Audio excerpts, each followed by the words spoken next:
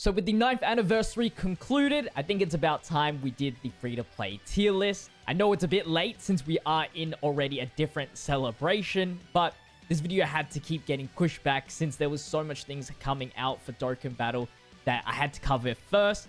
But now we finally have some time to post it. I mean, I'm posting 2 videos per day at this rate. I didn't even think that was possible when I first started doing the daily uploading thing.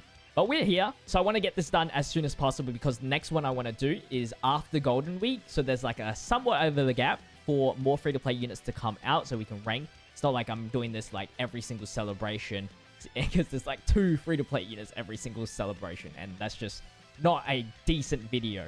And then the next one I want to do is after the worldwide celebration, so it's like that kind of loop, and then after the 9th anniversary or at the end of 2024 kind of vibes. But anyway, let's get into this tier list. If you guys don't know, we're just here to rank the new stuff, and then I'll put them into the final tier list. Since there's so many free-to-play cards, I don't want to overwhelm you with so many different images, so this is the clearest way to showcase everything here. We have a total of 13 new free-to-play cards ranging from brand new cards released to EZAs. Let's jump into it, starting off with the first set of units, which is the World Tournament units. We're going to start off with the banger, which is Feet Goku. I think he is a wonderful free-to-play card.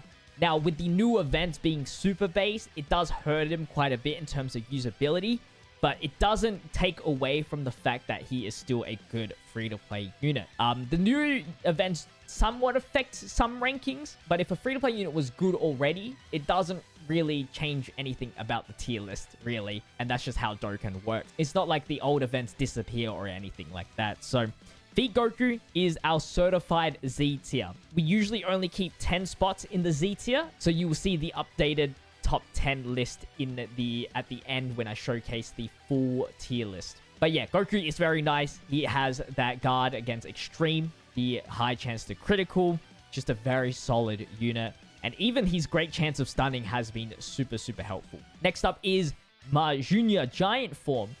Unfortunate thing about him is it doesn't link with Int Ma Junior. That's a massive downside since he could have had amazing links. There's no good normal Ma Junior yet, so he doesn't rank too high, but I do like his debuffing. His giant form can be some sort of a cheese, like in the Cell Max event, or just any event where you want to complete it within a certain amount of turns. You get that free turn, and then, of course, the giant cheese where you can't take a super attack if they super attack in the giant form. It's kind of valuable, and his chance to giant form is pretty solid. So I'm going to keep him in the A tier. I think he's very, very good. Next up, we have Super Saiyan Goku.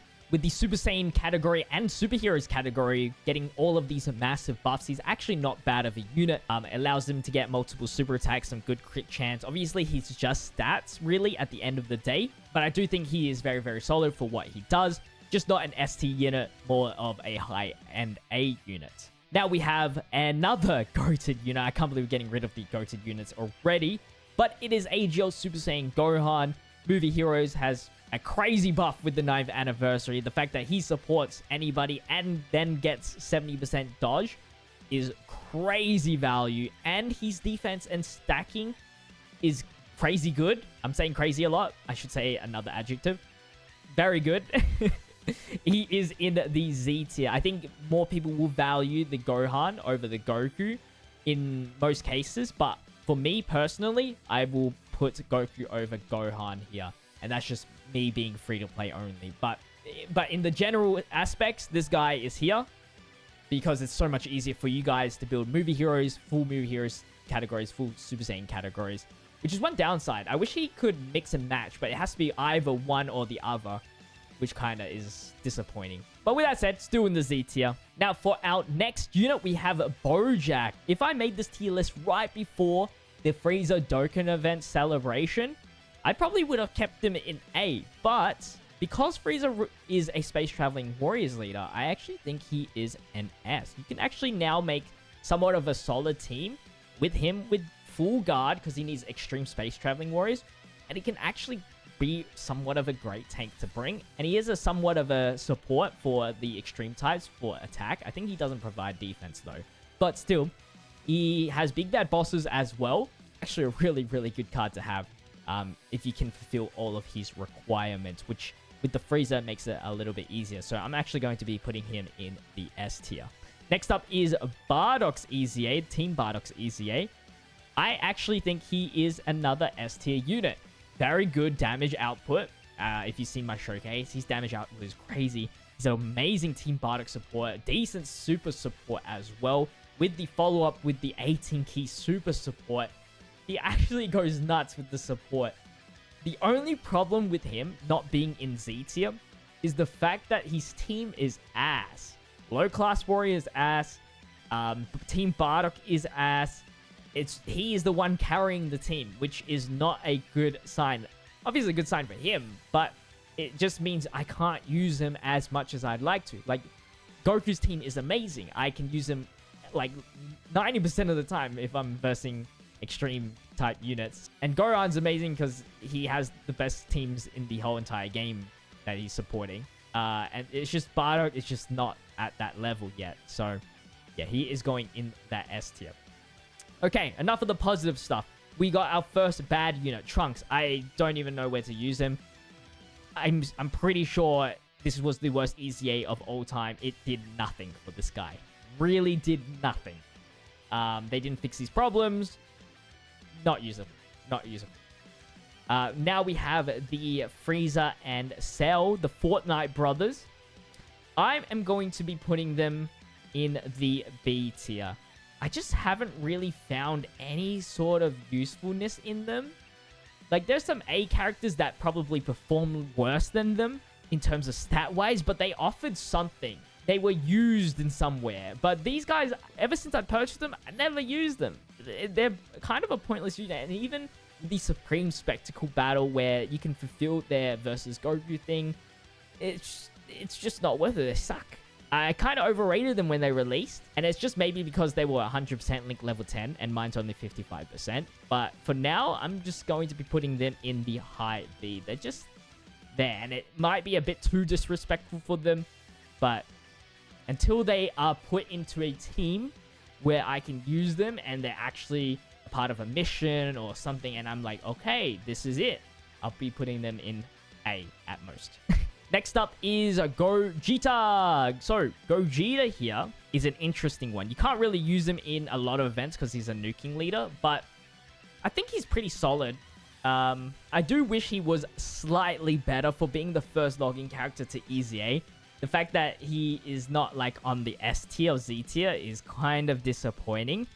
Though, if you are running superheroes and movie heroes getting that extra percentage stats, you can make him work, especially with the double super and you get that 38% dodge chance. So I'm not truly mad at him, but he is not anything too spectacular. I have used him more than Frieza and Cell, so that is going to be giving him a slight edge, and that's why he's going to be on the low A end. Now we got Bearded Summer.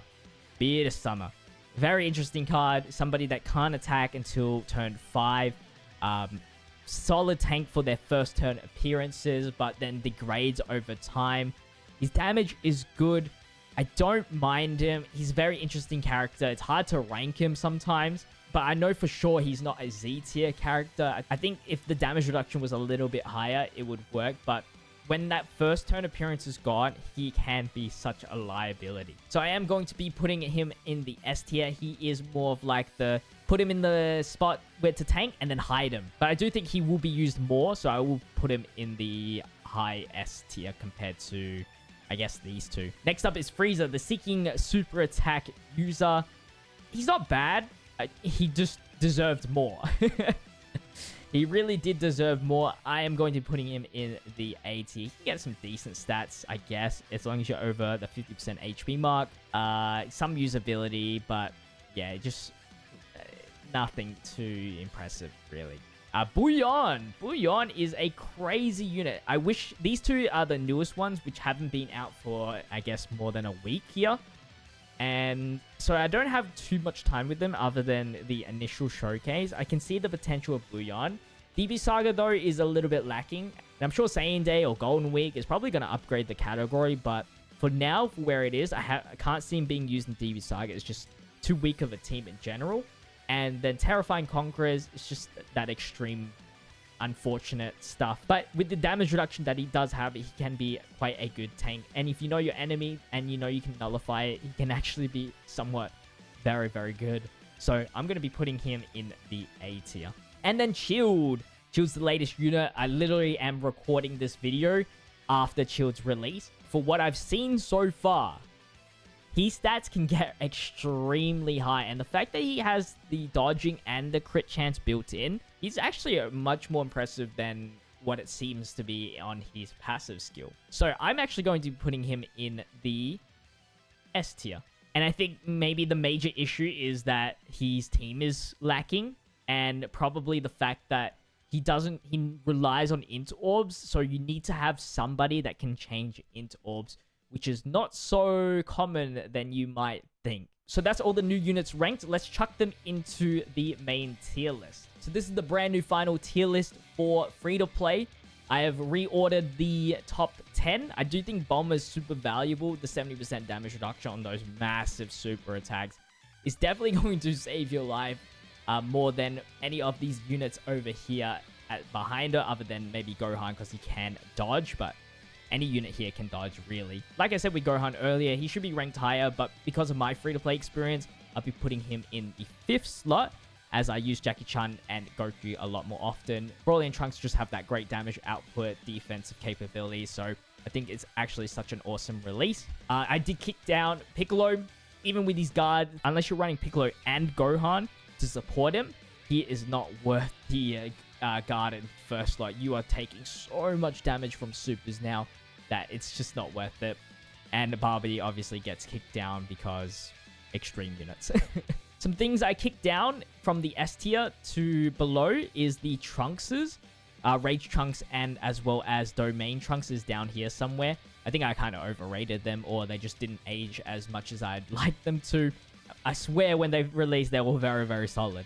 But I think it's just the events are just hitting too fast, too hard. Some of the units do have that problem as well, but they have some sort of other benefit or some other aspect to them. Like, for example, version Z Goku is kind of ass even with post super, but the support is really nice, and he's just like a nice filler spot for a lot of categories. Prime Battle Gohan actually has better stats than majority of the people that I've moved down, and his lowering defense is just amazing. And Goku and Chi-Chi, you can cheese with their active skill steal like I did with the Beerus Red Zone. And same as Roshi. Roshi's still here. He's still kicking, man. But we've moved down here. I have actually moved the Ginyu Force down to B tier, and the Bardock Squad, they're just getting too overrated now.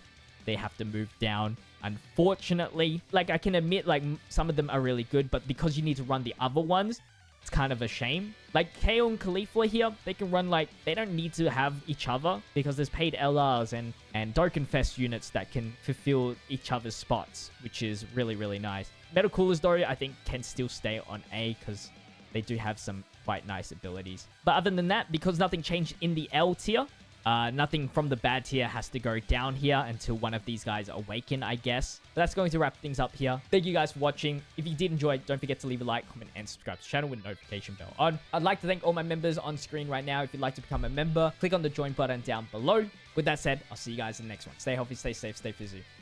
Peace.